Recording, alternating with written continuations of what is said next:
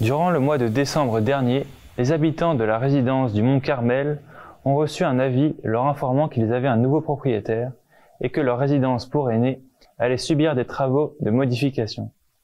Finalement, ces aînés ont appris que leurs loyers seront majorés et surtout qu'ils n'auront plus accès aux services habituellement proposés dans une résidence privée pour aînés.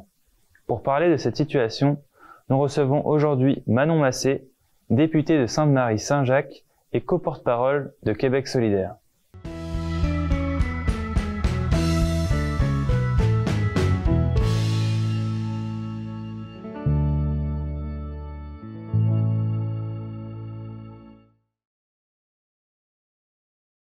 Bienvenue aux Nouvelles du voisinage. Aujourd'hui, nous accueillons Manon Massé pour évoquer la situation des aînés à la résidence du Mont Carmel.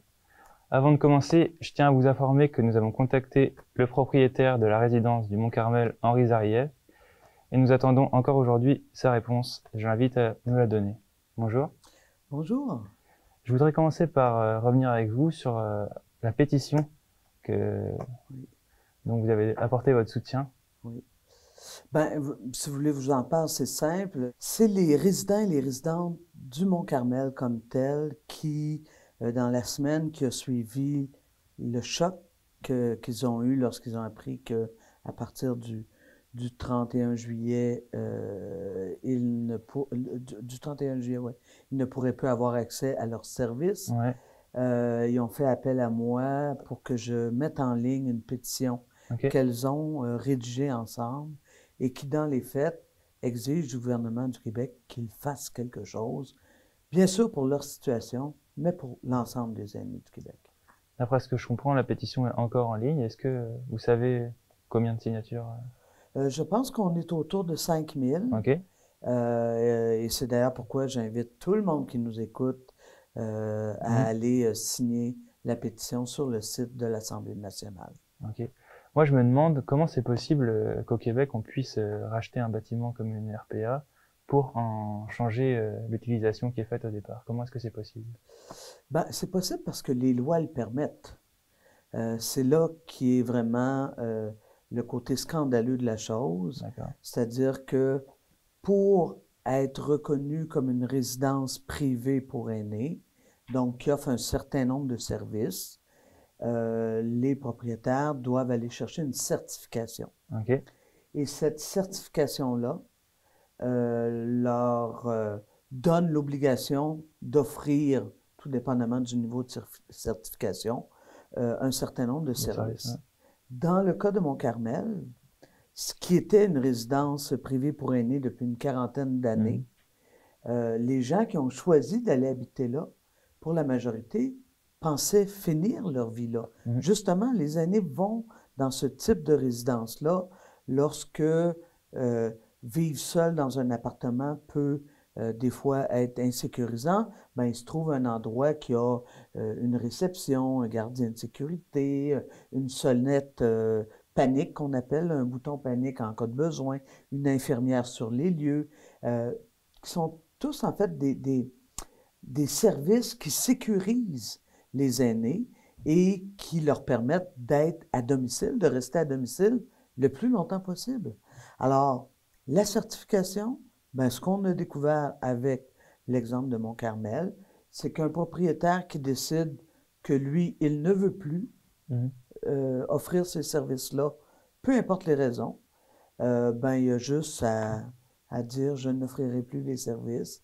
Et là, il y a une obligation légale présentement de 6 mois pour permettre aux gens le temps de se revirer de bord, là, en pleine crise du logement. Vous imaginez comment c'est difficile pour des aînés. À Mont-Carmel, on dit que la très vaste majorité des aînés ont plus de 75 ans.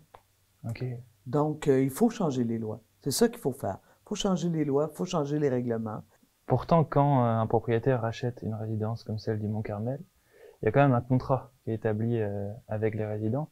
Et d'après ce que j'ai lu, le propriétaire s'était engagé à respecter ce qu'est une RPA au départ.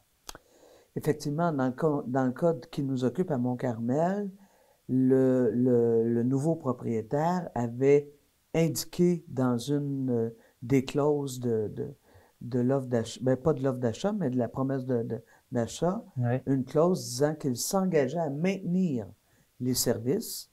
Ça, il a signé ça en décembre. En janvier, il a même écrit aux locataires pour leur dire « Je suis votre nouveau propriétaire, inquiétez-vous pas, je vais être un bon propriétaire, vous allez avoir des services. » Et quelques semaines plus tard, leur envoyé une lettre par huissier à chacun des appartements, leur disant à partir du 31 juillet, il n'y aurait plus de services. Il les mettait pas dehors, mais il disait, il n'y aura plus de services, alors que les gens ont choisi d'habiter là pour les services. En plus, vous aurez une augmentation de 3 %. Vous allez perdre vos services, ça va vous coûter plus cher. Puis bien sûr, ben, si vous ne voulez pas, vous pouvez vous trouver un endroit ailleurs. Fait que donc, c'est une éviction. Ces gens-là ont reçu des avis d'éviction.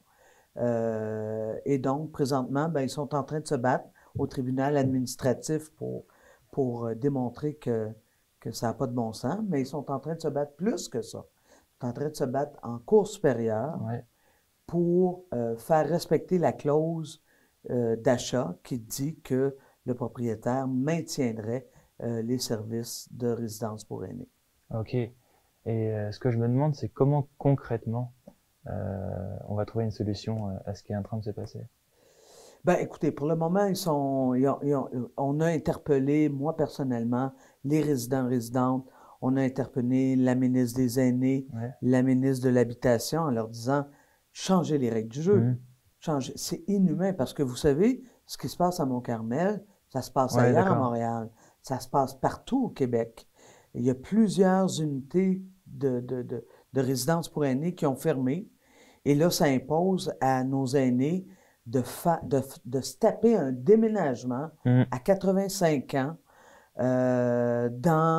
on ne sait pas trop où, puisque malheureusement, il y a une crise du logement, donc c'est complètement inhumain. Fait que, qu'est-ce qui est possible? Ben, eux autres ont choisi la voie légale, puisque le gouvernement du Québec, le gouvernement de la CAQ, n'a pas voulu bouger pour protéger ni ces gens-là, ni les autres aînés, alors que des solutions, là, nous, moi, mon collègue Sol Zanetti, député solidaire de Québec, on a Andrés Fontesla, député solidaire ici de Laurier-Dorion, on a fait des propositions très concrètes, modifier les règles de certification, obliger que s'il y a une transaction, que ce soit remis entre les mains du communautaire, donc des sans but lucratif, s'assurer que cette certification-là oblige le propriétaire à ne pas augmenter les loyers comme il veut, hein, donc d'avoir un certain contrôle du coût de loyer.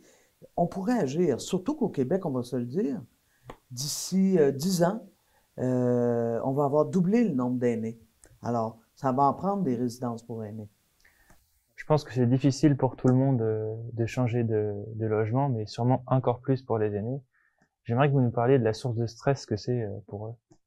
On parle de 200 locataires qui ont reçu cette lettre-là. Les gens nous témoignent, j'en ai vu, on a accompagné, c'est l'angoisse, c'est le stress. Il y a des gens qui en sont décédés, hein, qui n'ont pas réussi à absorber cette nouvelle-là sans finalement finir par en décéder. Fait que c'est terrible parce que les gens, la majorité des gens que j'ai entendus m'ont clairement dit, Manon, j'avais choisi cet endroit-là pour finir mes jours. Okay. Et donc, du jour au lendemain, leur plan de vie, mais quand tu as 80, 90, il y en a même 97 ans, là, leur plan de vie est complètement jeté à l'eau. Il y en a qui sont seuls, qui n'ont pas nécessairement de famille. La communauté du Mont-Carmel est abasourdie et complètement sous le choc, et ils doivent trouver l'effort, l'énergie nécessaire pour essayer de se battre. Ben, il y en a qui ont tout simplement, ils se sont relogés. Hein, ils ont pas. Maintenant, on parle il y a autour d'une soixantaine, faire simple, une soixantaine de résidents-résidentes qui ont décidé de se battre pour les 200. Mais il y en a d'autres qui ont déjà quitté les lieux parce que de ne pas savoir ce qui va arriver le 1er août était trop stressant pour eux autres. Ok, je comprends. Ou pour leurs enfants.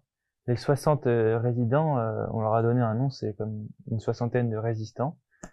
Vous les avez déjà aidés avec la pétition, mais quel message vous avez à leur donner maintenant? Moi, je les appelle souvent mes guerrières de la paix, hein, parce que c'est principalement des femmes. Ok. J'ai beaucoup d'admiration pour ces gens-là. Et moi, j'ai juste envie de leur dire, ainsi qu'à tous les aînés du Québec, mais particulièrement à ces guerrières de la paix-là, lâchez pas, on va être là. Je suis là depuis le début, je vais être là. On lâchera pas. On va prendre soin de vous, mais on va prendre soin de tous les aînés du Québec. Ok. Et c'est quoi la suite là pour eux dans la procédure qui est en train de se passer? Ben, pour le moment, on est en cours supérieur pour faire respecter la clause du contrat qui dit qu'il devait rester un RPA. On verra, est-ce qu'on gagne, on gagne pas. Ça pourrait aller en Cour suprême. Et donc, on parle d'un sursis, hein. Okay. On parle d'un sursis de peut-être 1 an, 2 ans maximum. Il y a une autre question qui se pose, notamment pour les résidents qui ont décidé de partir parce que c'était une source de stress trop forte, on le comprend. C'est en ce moment les loyers qui ont tendance à augmenter à Montréal et la crise du logement dont vous avez parlé tout à l'heure. Est-ce que vous pouvez nous parler de cette tendance des loyers qui augmentent? Ben, c'est un état de fait. Le coût de la vie est en augmentation exponentielle pour tout le monde, mais pour les gens qui ont peu de moyens, je parle pas des gens extrêmement pauvres, là. Il y a des gens qui gagnent 2 salaires qui n'arrivent pas à payer un logement.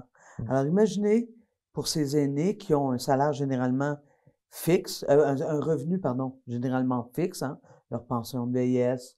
Tantôt, certains auront un peu plus parce qu'ils auront des épargnes personnelles, mais c'est pas des revenus qui permettent d'accoter l'augmentation du coût du loyer. Le Québec est en crise du logement depuis au moins 4 ans. Ça fait au moins 4 ans que moi, mon collègue Andrés Fantasila, à presque chaque semaine au Parlement du Québec, essaie de faire entendre raison au gouvernement de la CAQ, qui aurait pu faire un gel des loyers comme ça s'est fait en Ontario, qui aurait pu mettre sur pied un mécanisme de contrôle des loyers comme ça se fait ailleurs au monde, qui aurait pu utiliser le pouvoir qu'il a de changer les règlements, mettons par rapport aux aînés, en ce qui a trait à la certification, en ce qui a trait à un moratoire sur les rénovictions. Les moyens, ils sont là. La volonté politique n'y est pas du tout. Et ça, ben, il n'y a qu'une solution, et ça s'appelle les élections l'automne prochain. Moi, j'en ai fini avec mes questions, mais est-ce que vous avez encore un message à faire passer? Ben, écoutez, oui, d'une certaine façon, j'ai envie de dire aux gens qui nous écoutent, l'exemple des aînés de Mont-Carmel, pour moi, c'est un exemple extrêmement inspirant. C'est-à-dire qu'au lieu de rester chacune derrière leur porte close, pris avec cette réalité-là d'être expulsés et d'être seuls avec ça, ils ont eu le réflexe de se mettre ensemble. De se mettre ensemble et de décider ensemble de se battre pour leurs droits. Et moi, je pense que c'est ça que j'ai envie que les gens retiennent. C'est que quand on se met ensemble, on est plus fort. Peu importe la situation, dans leur cas, c'est le logement. Mais j'ai d'autres exemples dans ma circonscription, comme député, où les gens se mettent ensemble sur des questions d'autonomie alimentaire, des beaux projets juste ici, pas loin. Les gens se mettent ensemble pour protéger leur environnement, des projets de verdissement, se mettent ensemble pour exiger mieux de nos gouvernements, ben, ça marche. Fait que je nous souhaite ça. Mettez-vous ensemble quand ça marche pas. Et je vous remercie beaucoup pour toutes ces réponses. Et j'espère que la situation au Mont-Carmel va trouver une solution rapidement pour les aînés. Ben merci. Puis allez signer la pétition, allez donner des sous si vous pouvez. C'est une façon de soutenir la bataille qu'on mène actuellement. Merci. Pour plus d'entrevues comme celle sur la résidence du Mont-Carmel, rendez-vous sur tcftv.ca.